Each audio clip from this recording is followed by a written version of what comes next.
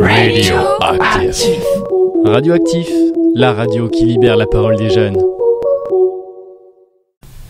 Bonjour et bienvenue sur Radioactif. Je suis Anastasia, volontaire en service civique et je suis en compagnie de... Bonjour Inès, en service civique à la mission locale de l'Aigle. Bonjour Lilo, alternance communication au sein de la mission locale d'Aigle Mortagne. Bonjour Yevgeny, inscrit à la mission locale l'Aigle Mortagne en SEJ. Bonjour, Sandrine Chambry, conseillère en insertion sociale et professionnelle à la mission locale de l'Aigle Mortagne. Bonjour, Véronique Helleux, directrice d'ANIME, maire de Aube et vice-présidente aux affaires scolaires de l'Aigle. Bonjour, David, jeune à la mission locale de l'Aigle, en contrat d'engagement jeune. Donc on se retrouve aujourd'hui pour une émission Ouvrons le débat à l'occasion de la Journée internationale des droits des femmes. Mais avant de commencer, Inès vous pose un petit quiz. Quand fut adopté le principe à travail égal, salaire égal ? En 1940 ou 1945 ? Moi je pense que c'est après la guerre, 1945. Je suis d'accord.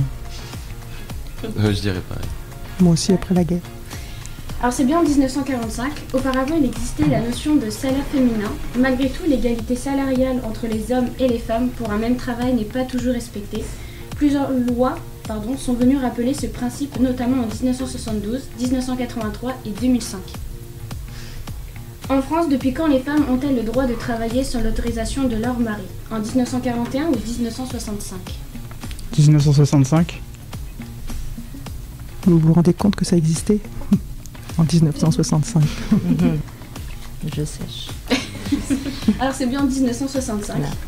La loi du 13 juillet 1965 réformant les régimes matrimoniaux favorise l'égalité entre hommes et femmes au sein d'un couple marié.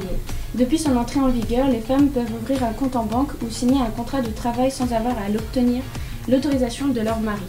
C'est tard, hein ? Oui. C'est récent. C'est très... Depuis quand les femmes ont-elles le droit de voter en France ? 1944 ou 1932 ? 1944. Je dirais pareil. C'est 44. C'est bien en 44. Les femmes ont obtenu le droit de vote après la libération de la France en 1944. Les premières femmes à participer au suffrage universel ont voté lors des élections municipales de 1945. Pourquoi la journée du droit des femmes a-t-elle été instaurée ? Pour aider les femmes à obtenir le droit de vote ou pour lutter contre les violences conjugales ? Pour aider les femmes à obtenir le droit de vote, je pense. Je pense aussi. Moi aussi. C'est la bonne réponse. C'est la journaliste allemande Clara Zetkin qui, en 1910, réunit à Copenhague une confédération internationale de femmes socialistes venues de 17 pays pour créer une journée internationale des femmes. L'objectif, obtenir le droit de vote pour les femmes. En 1914, les Françaises décident à leur tour de manifester pour les droits sous l'impulsion de Louise Somono, institutrice. Réunies au pied de la statue de Cordossé, elles sont 6000 à réclamer le droit de vote et l'égalité politique. Depuis quand les mixités pour tous les établissements scolaires publics a-t-elle été obligatoire ? En 1982 ou 1976 ?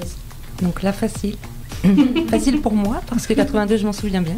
Et 82, c'était déjà mixte. Donc c'est 76. Donc on vous fait confiance. C'est bien 76. En 1976, la mixité devient obligatoire pour tous les établissements scolaires publics. Cette loi permet donc aux garçons et aux filles d'avoir la même éducation. Qui a rédigé la Déclaration des droits des femmes et de la citoyenneté en 1991 ? Simone Veil ou Olivier de Gouges ? Olympe de Gouges. Donc voilà, vous avez la réponse. Olympe de Gouges. C'est bien du coup Olympe de Gouges, qui est considérée comme une des pionnières du féminisme français. Elle a laissé de nombreux écrits en faveur des droits civils et politiques des femmes. Ok, donc maintenant on va passer aux questions. Donc pour Madame Helleux en première. Pouvez-vous nous parler de votre parcours et de vos engagements ? Alors, concernant mon parcours, j'ai été formée tout au long de ma carrière, puisque j'ai commencé en tant que surveillante de nuit dans un établissement qui accueille des personnes lourdement handicapées. Pour travailler la nuit, puisqu'à l'époque, je me suis retrouvée seule pour élever mes 3 enfants de 2 ans, 4 ans et 6 ans. Donc, pour pouvoir être davantage présente auprès des enfants, j'ai choisi de travailler la nuit. Ensuite, j'ai passé le diplôme d'aide médico-psychologique. Après le diplôme, je suis devenue éducatrice spécialisée. Ensuite, j'ai fait la formation de chef de service, je suis devenue chef de service.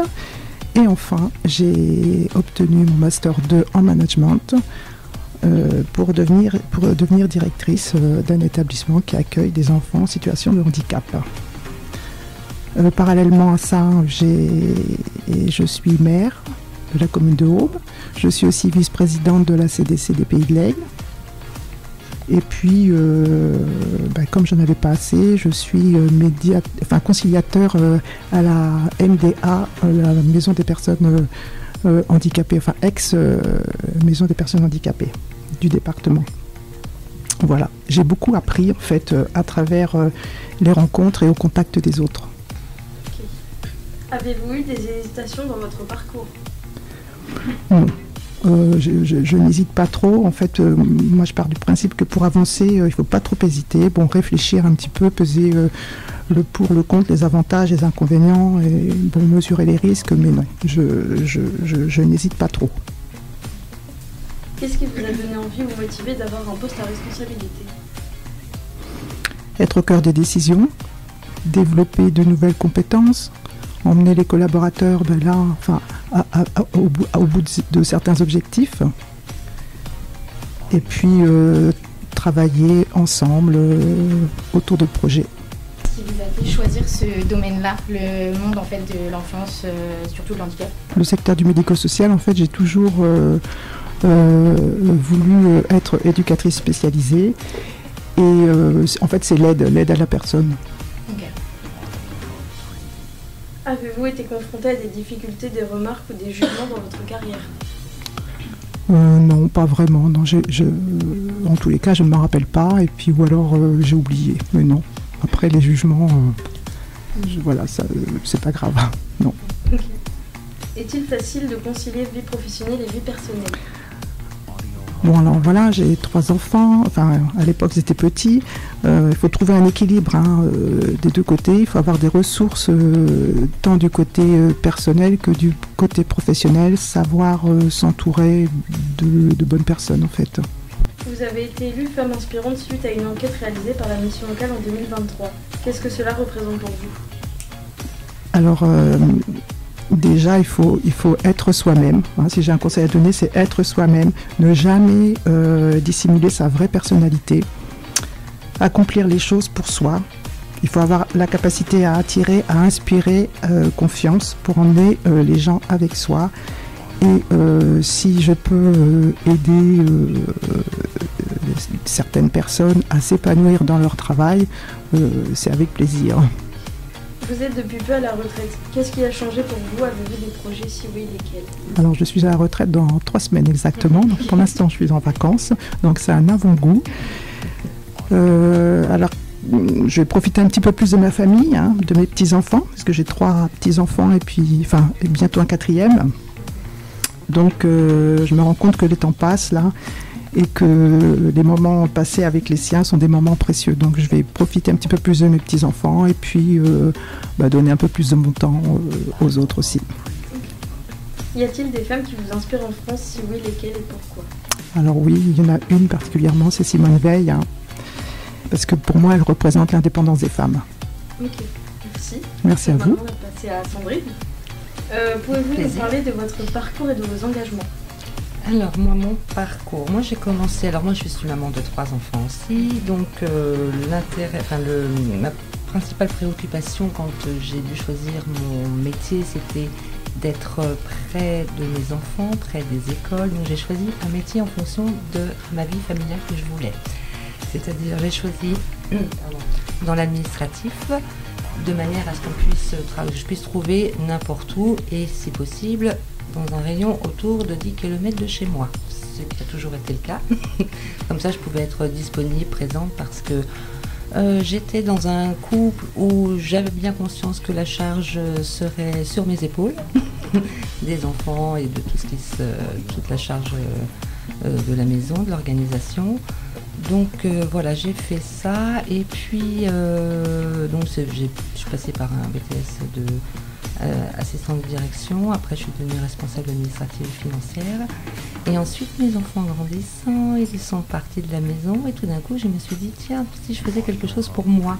qu'est-ce qui m'inspire, qu'est-ce qui me fait vibrer. Et on m'avait toujours dit tout le long de mon parcours que j'avais cette fibre sociale, notamment pour la gestion des équipes RH. Donc j'ai fait un petit bilan de compétences et c'est comme ça que je suis allée vers le métier de conseillère en insertion professionnelle. Donc j'ai fait la formation. C'est pas si vieux que ça, hein. C'est il y a 10 ans. Enfin, je l'ai fait vraiment tard. C'est aussi pour dire que maintenant c'est très agréable de pouvoir changer de métier à n'importe quel moment de sa vie et qu'il n'y a pas qu'une voie pour accéder à un métier. Je le dis parce que je le dis beaucoup aux jeunes quand je les reçois que c'est pas grave. Ils peuvent choisir un métier maintenant et puis en choisir un autre après. Et maintenant on a cette possibilité-là plus facilement. Et voilà, donc j'ai fait cette formation et puis je me suis tellement piquée au jeu que j'ai continué par la licence intervention sociale, insertion et réinsertion des personnes fragilisées.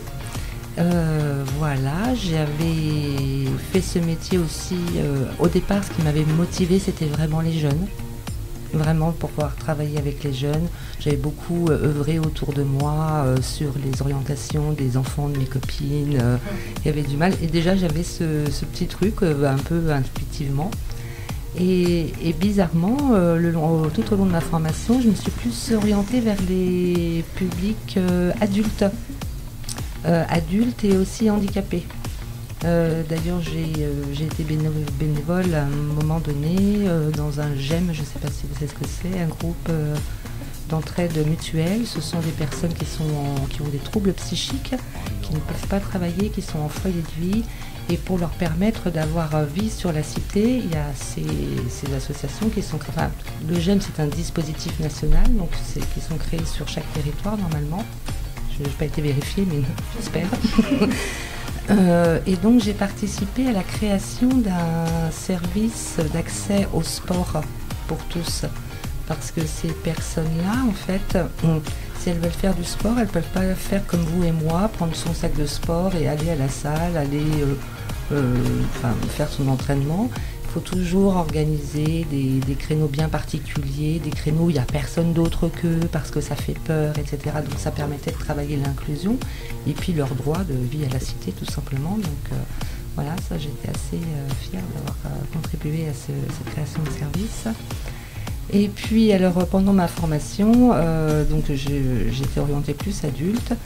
C'est un peu un hasard que je suis arrivée à la mission locale. Pour pas dire beaucoup. Je suis venue pour un petit remplacement de 10 jours. Donc voilà, donc ça fait 3 ans maintenant. Et en fait, ce qui m'a fait rester, au-delà du fait que l'équipe, la direction, etc., c'est vraiment le contact avec les jeunes. Vraiment, je suis revenue à mes premières amours de pouvoir accompagner les jeunes. Et c'est vraiment, voilà, je me sens bien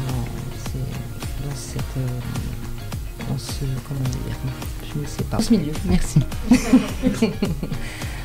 Est-ce que vous avez eu des hésitations ou des peurs dans votre parcours? Alors l'hésitation, alors pas d'hésitation, mais par contre en effet quand on fait une reconversion professionnelle, on sort de sa zone de confort. Hein. J'ai quitté un métier que je connaissais sur le bout des doigts, je me posais pas de questions. Voilà. Là tout d'un coup c'est un autre monde. C'est aussi des découvertes sur soi-même, c'est aussi dépasser ses limites, c'est une remise en question, donc c'est aussi accepter de se retrouver dans une situation plus fragile, hein, parce que tout d'un coup on passe de je maîtrise à je sais plus rien.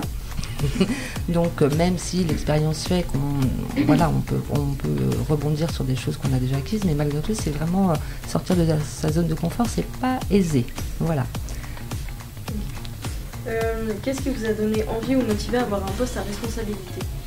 Alors à l'époque, moi les seuls postes que j'ai eu à responsabilité, c'est quand j'étais sur mon ancien métier et donc quand j'avais évolué vers la responsabilité administrative et financière, c'est le salaire. non mais clairement c'est vrai. J'ai eu une période de ma vie où j'étais toute seule avec mes 3 enfants. À un moment donné, la question, elle se pose pas beaucoup. Il faut vraiment que l'argent rentre. Mais bon, j'étais quand même...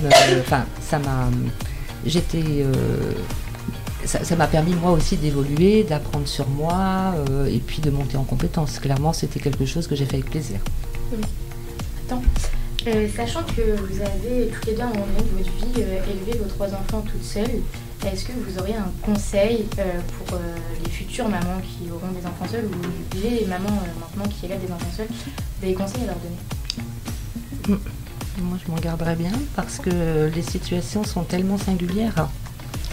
C'est pas simple. Ah oui, c'est singulier, on n'a pas tous le même parcours, le même bagage, donc donner des conseils, hormis sur des choses comme l'organisation, il faut être hyper organisé. Et oui, je rejoins ce que vous disiez tout à l'heure, c'était bien entouré. Voilà, parce que oui, quand on travaille et qu'on a 3 enfants, c'est-à-dire qu'on ne peut pas, un jour on va venir parce que le petit dernier est varicelle, le lendemain c'est la réno. Donc il faut vraiment pouvoir compter sur des personnes autour de soi fiables. D'autant plus que moi j'avais pas de famille. Enfin, il n'y avait pas les grands-parents, etc. Donc il fallait forcément une babysitter, une nounou, quelqu'un qui puisse prendre le relais si jamais il y avait un enfant à garder. Voilà. C'est trouver un certain équilibre. Ouais, c'est ça. Mais l'organisation, c'est vraiment anticiper. Hein. Anticiper, voilà. Ok. Avez-vous été confronté à des difficultés, des remarques ou des jugements dans votre carrière? Alors, des difficultés, oui. Des difficultés que j'avais anticipées, hein, parce que bon, je savais dans quel monde je vivais quand même. Hein. On revient en quelques années, dizaines d'années en arrière. Donc c'est clair que mon premier boulot, la chance que j'ai, c'est que j'ai décidé d'avoir des enfants jeunes. Donc on m'avait pas demandé si j'avais des enfants parce que j'étais trop jeune, donc je l'ai pas dit. Parce que clairement, je sais que ça aurait été un critère. J'ai eu des remarques sur... j'ai eu à un moment donné une remarque, j'avais postulé un poste où j'avais 2 enfants à l'époque, j'avais pas encore le 3e, où il m'a clairement dit, le PDG, que c'était bien que j'ai 2 enfants, comme ça j'en aurais pas un 3e, que c'était bien d'avoir 2 enfants. Donc voilà, il m'a clairement... Donc j'ai eu le 3e enfant pendant que j'étais en contrat chez lui d'ailleurs, je tiens à le signaler. Et puis 3e enfant, le congé maternité, il est plus long. J'ai démissionné. Et j'ai pris un congé parental quand même, à la suite. Et j'ai démissionné à la suite de mon congé parental. Et oui, j'ai eu aussi, alors c'est tombé comme ça, sur un autre entretien. C'était à l'époque où j'étais toute seule avec les 3 enfants. Et c'était un poste à temps partiel, c'était un poste à 25 heures. Et il m'a demandé si j'étais en couple. Et bon, j'étais un petit peu surprise et je l'ai pas senti, la petite question. Je ne sais pas ce qu'il y avait derrière, mais j'ai dit oui du coup. Voilà, donc j'ai dit oui, j'étais inspirée. Parce que dans la foulée, il m'a dit que oui, c'était mieux quand même, parce qu'autrement, il ne m'aurait pas recruté, parce qu'une femme seule, pour un temps partiel, ça ne pouvait pas le faire, quoi.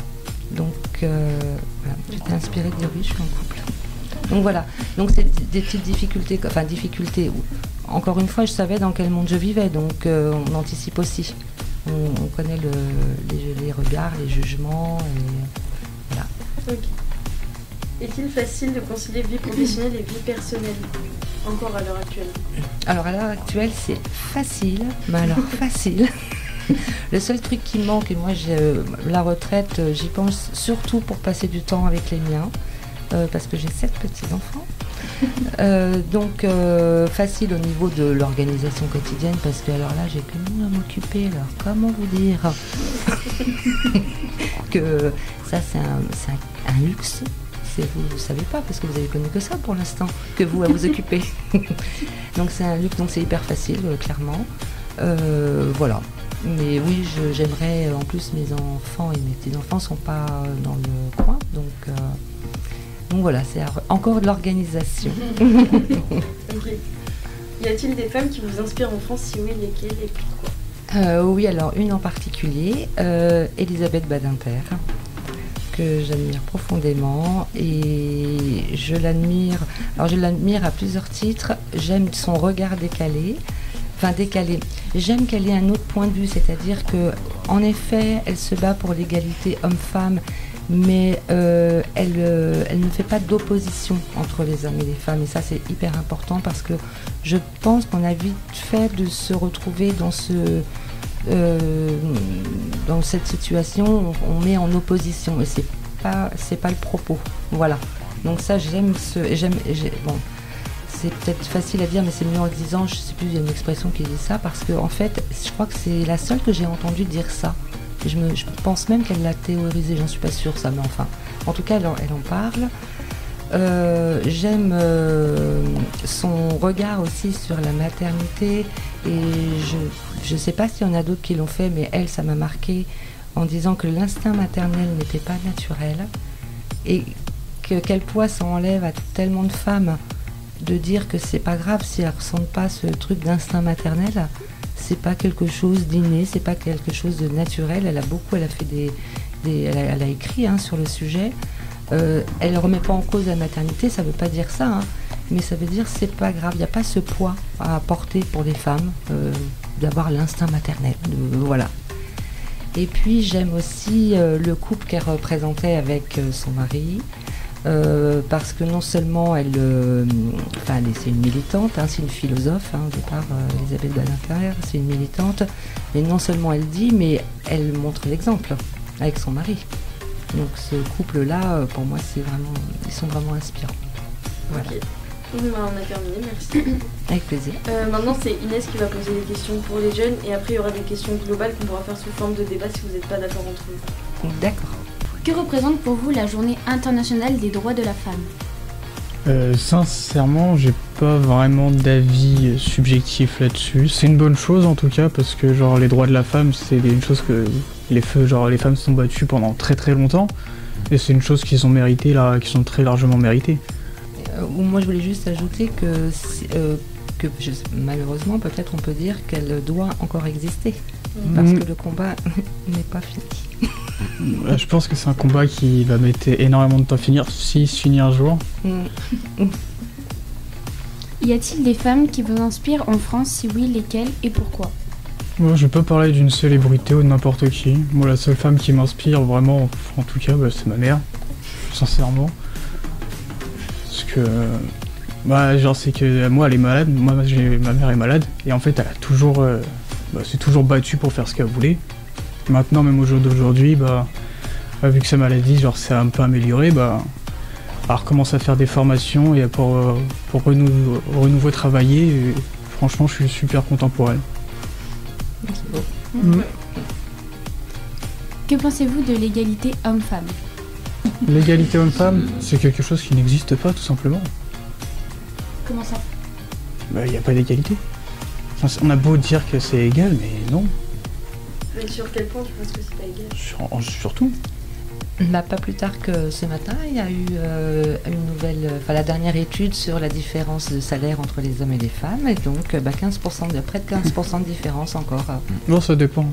Moi, j'ai une collègue à moi qui faisait moins d'heures que moi et qui gagnait plus que moi, alors qu'on avait le même poste. Oui, alors là, c'est une moyenne. C'est la dernière étude qui est sortie, et les résultats sont sortis ce matin. Après, oui, mais même c'est vrai que dans beaucoup de travail, quand on regarde bien, il y a plein de femmes qui sont un peu, entre guillemets, mis à l'écart, ou entre guillemets, rabaissées, quand on voit leur fiche de paye, alors que dans tous les travails, depuis toujours, les femmes sont toujours battues beaucoup plus que les hommes, en soi, dans n'importe quel travail. Puis en termes d'évolution aussi, oui. D'évolution professionnelle, parce que les maternités, etc. J'ai même un exemple une fois, quand j'étais encore avec le père de mes enfants, où j'avais un des enfants qui était malade, et ça nécessitait plus que quelques jours, fallait être, je crois que c'était 2 semaines, oui c'était 2 semaines, j'avais pris la première semaine, et donc j'avais demandé à mon conjoint de voir avec son entreprise pour qu'il prenne la 2e semaine, que je ne sois pas absente 2 semaines moi de mon emploi. Et donc il l'a demandé, et il lui a été répondu, pourquoi ta femme elle ne le fait pas? Voilà. Non mais oui, mais en soi, même moi je pense que ça c'est inconcevable, c'est pas. Et dans tous les cas, les deux sont des parents, c'est même pas un droit, c'est un devoir, le père comme la mère doit avoir le même droit, les mêmes charges en fonction de l'enfant. Ouais. Et là, c'était pas le papa en l'occurrence qui était contre. Lui, il était ok. Donc c'est l'employeur. Ah non, mais oui. C'est l'employeur. C'est juste que c'est très clairement sexiste. Il y a encore des stéréotypes comme ça. Ça changera pas en fonction des personnes. Et toi, t'en penses quoi du coup? Un peu quand même pareil. J'ai pas trop d'avis là-dessus. Okay. Pensez-vous que les postes à responsabilité sont plus difficiles d'accès pour les femmes plutôt que pour les hommes? Clairement. Vous dites oui? Oui. Alors ça dépend du secteur en fait. Ah oui, je pense. Quel genre de secteur aussi? Par exemple dans le secteur médico-social, moi je ne vois pas ça. Moi je pense que c'est une histoire de compétences. Oui, alors en fait parce que dans le secteur du médico-social, je pense que c'est un métier très féminin. C'est vrai. Voilà. Et ça aussi c'est quelque chose à voir parce que l'égalité homme-femme c'est dans les deux sens. Il y a des secteurs très féminins, il y a encore des secteurs même si ça évolue timidement, très timidement, mais c'est la raison, c'est qu'ils ont moins d'hommes sous la main. Non, c'est vrai qu'il y a beaucoup de travails qui ont été énormément sexualisés, par exemple comme sage-femme. Ouais. Moi je connais un homme, sage-femme. Moi j'en connais plusieurs. Je m'étais renseignée parce que moi aussi j'avais eu l'exemple. Et donc c'est le métier, quoi, c'est sage-femme, même pour un homme. Ouais. Oui. Non, oui, c'est comme femme de ménage ou autre. Ouais, j'avais regardé et j'avais vu que c'était le métier sage-femme, quoi, c'est pas mal. Non, moi je pense que je suis d'accord avec ce que madame a dit. Genre, c'est vraiment qu'en fonction du secteur qui est plus ou moins sexualisé en fonction de là où on est. Selon vous, y a-t-il encore des inégalités au travail entre les hommes et les femmes? Bah oui. Déjà au niveau du salaire, du coup. Je pense que c'est ça. Principalement le salaire, mais bon, je redis quand même l'évolution. L'évolution professionnelle ne se fait pas du tout de la même manière. Si on prend un secteur, là le secteur socio-médical c'est vraiment très féminin, mais si on prend un secteur où vraiment il y a autant d'hommes et de femmes, c'est les hommes qui vont évoluer au poste à responsabilité. Et même pendant les entretiens d'embauche, pour vous, il y a encore des différences? Alors les entretiens d'embauche, oui, pour les mêmes raisons. Les raisons soit on a des enfants, on risque d'être absente, soit on n'en a pas, on risque d'en avoir. À compétences égales, je pense que la préférence sera donnée à l'homme. Les frontières entre métiers dits masculins et métiers dits féminins sont-elles toujours d'actualité? Je pense. Parce qu'il y aura pas mal de préjugés en fonction du métier qu'on va choisir. Par exemple, un homme a beaucoup de il y a entre guillemets beaucoup de stéréotypes et par exemple si un homme veut faire sage-femme comme on disait tout à l'heure, il va se faire beaucoup juger ou il y en a plein qui seront contre son avis. Et oui, je reviens à Elisabeth Badinter, elle en parle aussi, il y a le côté virilité. Tout d'un coup, c'est ça qui est remis en question. Tous ces métiers-là dans le médico-social aussi. Donc il y a ce truc où les garçons ont été élevés. C'est aussi la responsabilité des parents et des mamans aussi d'élever leurs garçons. je passe le message. Non, après il y a aussi même les femmes qui veulent travailler dans le bâtiment ou dans le... Oui, en mécanique et tout. Genre oui, absolument, t'as raison. Je connais une fille qui est dans le bâtiment, elle travaille d'arrache-pied, qui fait un meilleur travail que certains hommes et pourtant toute personne l'apprend, ce qui est triste. Mais il y en a un petit peu, ça évolue. Ça évolue. Timidement quand même, mais ça évolue. Mais n'empêche que je pense que pour reprendre l'exemple de David, je pense que pareil, à compétences égales, je suis pas sûre que ce soit la fille qui soit prise. Ah non, c'est pas la fille. On est d'accord, à compétences égales, ça sera le... Même à compétences pas égales, ils vont préférer prendre des garçons que des filles. À compétences pas égales, c'est normal. Ah non, mais c'est que il veut dire c'est la fille. Ah oui, d'accord. Non, parce que la fille, moi que je connais, je sais qu'elle a postulé en même temps qu'un garçon de son CFA. Ouais. Le garçon a été pris alors qu'il a des notes et genre même en matière et tout, en matière générale, beaucoup plus bas qu'elle. Ouais. Et c'est quand même lui qui a été pris alors qu'elle, elle a été recalée. Ouais. Juste parce que c'est une fille. Ouais. Alors moi, j'en avais échangé avec des employeurs, je mets un petit peu les pieds dans le plat. Était revenu aussi dans le bâtiment, notamment pas en mécanique, mais dans le bâtiment sur la force physique dont il pouvait avoir besoin. Voilà. Alors, en soi, même moi qui ai travaillé dans le bâtiment, en soi c'est juste une technique à avoir. Et même après il y a le matériel et tout. Ouais. Maintenant avec les nouvelles technologies et tout le matériel qu'on a à disposition, une femme peut bien porter autant qu'un homme. Si je peux les éboueurs, par exemple, ceux qui ramassent les poubelles derrière les camions poubelles de femmes, c'est que des hommes. Alors, tu sais, Les femmes sont directement refusées. Ah bon? mais c'est avéré. Enfin, ils le disent. Oui, Enfin, dès qu'on va se renseigner, il y a des études sur ça. La plupart des communes ne prennent pas si t'es une femme dans ce niveau-là. Non, mais alors, est-ce que c'est suite à des études? Non, ma question, c'est un constat ou bien ça a été dit clairement à quelqu'un? Nous ne prenons pas de femmes pour ce type de poste. C'est les deux cas en fait, ça a été dit aussi. Je Parce sais que que là- moi, je m'étais renseignée parce que moi, du coup, c'était. Ah bien. ça. Tu nous diras le nom de qui? Moi, je On en m'étais parlera au renseignée. président. Ouais, voilà. Ouais. Ouais, parce que je m'étais renseignée pour moi avant d'être en service Ah oui, civique. d'accord. Et ils m'ont refusé juste parce que je suis une femme. Ils m'ont dit vous êtes une femme, vous n'avez pas les capacités pour.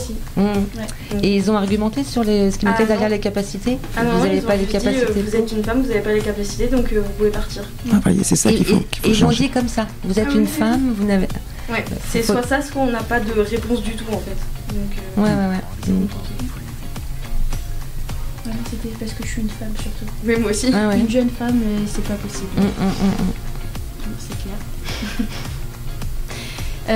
Que pensez-vous de la Journée internationale des droits des femmes? Bah, en soi, comme j'ai dit tout à l'heure, c'est une bonne chose. Après, j'ai pas vraiment d'avis là-dessus parce que c'est une chose que j'ai rarement fait attention. Pardon, ça permet de célébrer l'avancée en fait des droits des femmes. Et de pas oublier aussi. Je pense que comme on n'est pas encore au bout du chemin, ça permet de se rappeler, de mettre un jour comme ça, de dire il y a encore des combats à mener. Et on n'est pas encore arrivé. Parce que si on n'avait pas cette journée-là, je pense que ça se diluerait gentiment. On n'en parlerait plus. Ça laisserait couler, quoi. Oui, voilà. Moi, je l'ai vu sur Google en me renseignant pour faire ces questions-là. Le 8 mars, du coup, il y a certains hommes qui offrent des cadeaux à leur entourage féminin pour qu'elles oublient le vrai but de cette journée. Ah bon? Oui, j'ai vu, ça se fait de moins en moins, et heureusement d'ailleurs, mais Ouais, ça se d'accord. faisait beaucoup à un moment. Ah, mais je savais pas ça. Moi, jamais rien C'est pour fait. attendrir la chose. Oui, voilà, c'est pour qu'elles oublient un peu le but de la journée. quoi. Oui, deuxième Saint-Valentin avec 15 jours d'écart. C'est Sympa. Ah oui, ok. Connaissez-vous le mouvement #MeToo créé en 2007 et qu'en pensez-vous? Non, je connais pas du tout. Donc moi je connais. Je connais, oui, parce que ça a permis de libérer la parole, clairement. Voilà, ça a permis de libérer la parole. Et Notamment autour des agressions sexuelles. Ouais, c'est ça, notamment autour des agressions sexuelles, parce qu'il y avait une omerta depuis des décennies. Donc ça a généré beaucoup d'autres mouvements par la suite. Et puis les femmes ont osé. Les femmes ont osé parce qu'elles se sentaient, parce que dans ces traumatismes-là, en plus d'avoir subi le traumatisme, elles culpabilisent et elles n'osaient pas. Elles avaient peur du jugement parce qu'on vit dans cette société aussi où c'est pas grave quoi. Voilà, ça fait partie. Voilà, il y avait ça qui circulait. Donc ouais, ça a permis de libérer la parole et puis ça a permis aussi au pouvoir public de s'emparer du sujet. Ça les a obligés. Pensez-vous qu'en France, la parole de la femme est assez écoutée? Non. Avec le mouvement MeToo, je pense que ça favorise. Enfin, je pense qu'il y a une amélioration, mais il y a encore du travail. Moi, juste la dernière fois, je suis tombé sur c'est mon père qui avait mis les infos. On a une image de l'Assemblée nationale, une femme qui parle. On voit certains hommes qui sont en train de rigoler ou même sur leur téléphone. Il y en a même un qui est en train de dormir. Sincèrement, quand on est au niveau de l'Assemblée nationale, c'est pas normal. Parce que bizarrement, c'est un homme qui parle. Bizarrement, ils sont tous à l'écoute, très concentrés. C'est une femme, il n'y a plus personne. Alors non, pour moi, les femmes, même encore aujourd'hui, ne sont pas écoutées ou pas pris au sérieux. Non, moi, j'y connais pas beaucoup là-dessus. Je suis jeune. Oui, justement, tu peux avoir un avis différent des personnes un peu plus âgées que toi.